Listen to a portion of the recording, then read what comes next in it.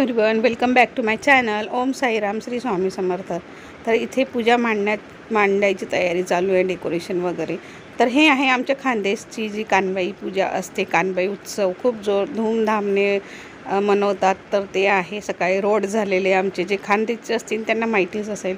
तर इथे हे आहे माझ्या मिस्टरांच्या बहीण मोठ्या, तर ते चुलत्यांकडे पूजा आहे. ते मोठे आहे घरामध्ये. तर पूर्वी गावाला होती, पूर्वी म्हणजे याच्या आधी हे 2 वर्षापासून इकडे मुंबईला करायला लागले. आता गावाला कोणी नाही आहे तिथे करायला, म्हणून हे मुंबईला घेऊन आलेत कानबाई. तिथे चाललेली पूजेची तयारी. तर आम्ही संध्याकाळी पोहोचलो, सकाळी तर नव्हतं रोठांना. तर दुपारी आलो आम्ही इथे, म्हणजे 4-4:30ला आलो. त्यानंतर जेवणाची तयारी, पुरणाचा स्वयंपाक असतो. सकाळीसुद्धा सूर्यनारायणचे रोट असतात. जसं की खानदेशचे जे लोक माझे व्हिडिओ बघत असतील त्यांना माहितीच असेल की सूर्यनारायणाचे म्हणजे कसे. तर मी आता सांगते की जे सूर्य उगायच्या आधी जे आहे आपला हा पुरणावरणाचा स्वयंपाक. आमच्याकडे पुरणाचे असतात 2 टाईम, संध्याकाळी कानबाईचे असतात आणि सकाळी रोट असतात, ते सुद्धा पुरणाचेच असतात.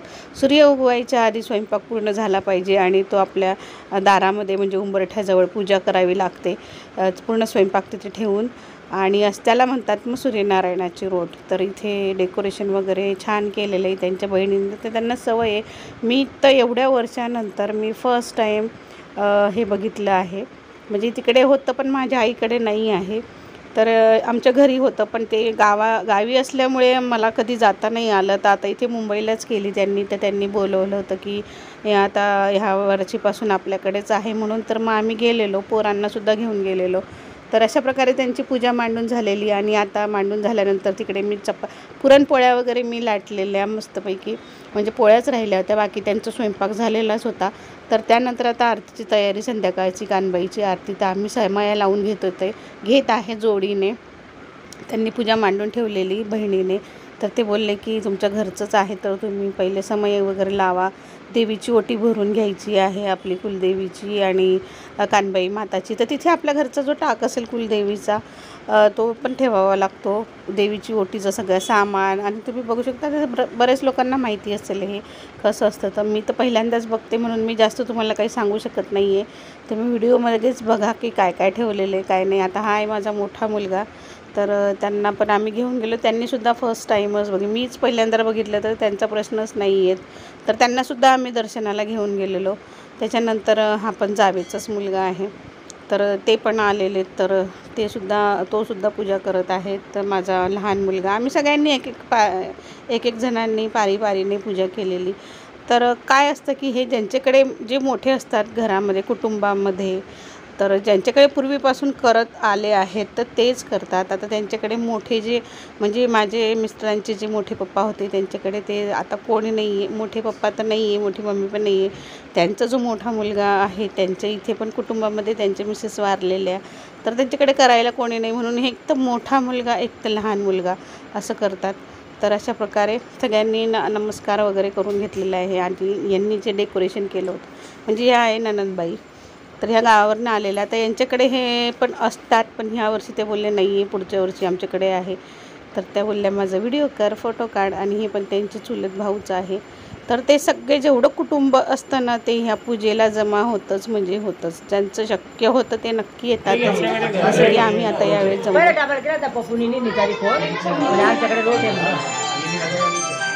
इकडे येऊन टाक ना, इकडे त्यांना यायचं होतं ताईंना, पण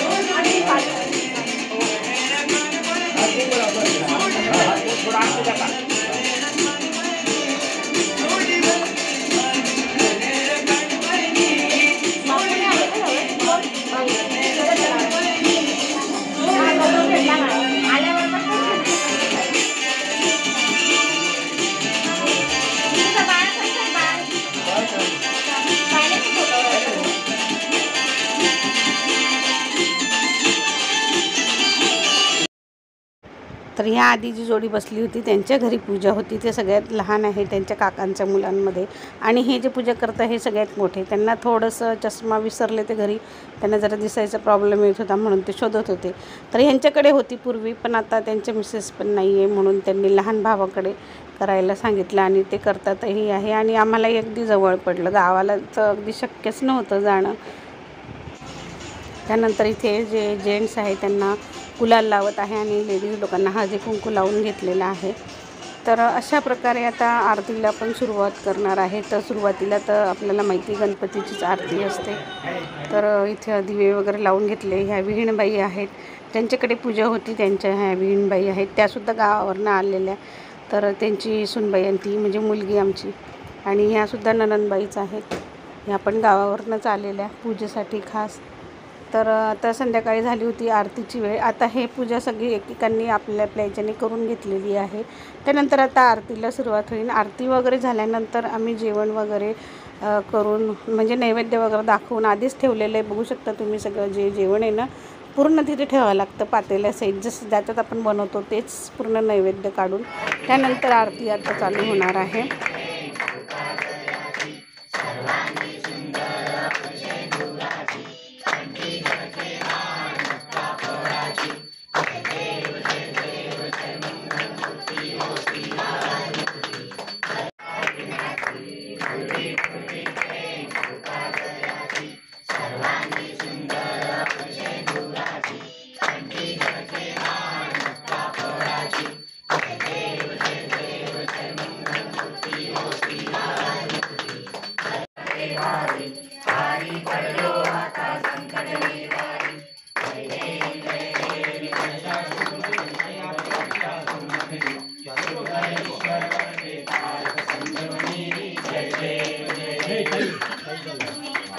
तर इथे आरती वगैरे झाल्यानंतर जेंट्स लोकांचं जेवण झाल्यानंतर आम्ही सगळ्या घरच्या बायका सगळेजणी बसलेलो. देवाजवळच म्हणजे बसावं लागतं तिथे, असं आहे काही.